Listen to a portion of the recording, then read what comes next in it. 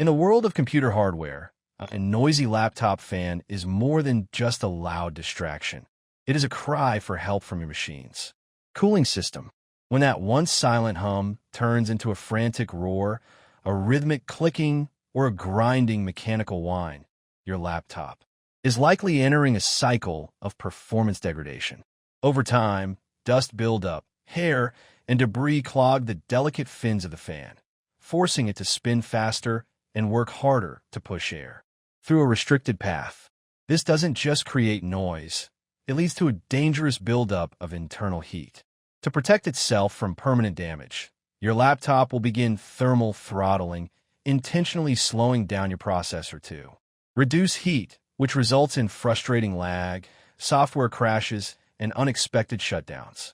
In this guide, we will teach you how to repair a noisy laptop fan and provide the steps necessary to clean the dirty laptop fan.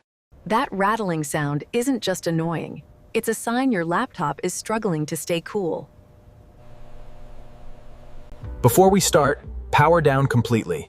You'll need a precision screwdriver, compressed air, and a clean workspace. Remove the bottom screws. Keep them organized. They are often different sizes. Once inside, locate the cooling fan. Dust buildup is the most common cause of noise and overheating. Hold the fan blades still and use short bursts of compressed air. This clears the debris without damaging the motor. If it still rattles after cleaning, the bearings might be shot. In that case, a full replacement is your best bet. Smooth, quiet, and cool. Your laptop is back in business.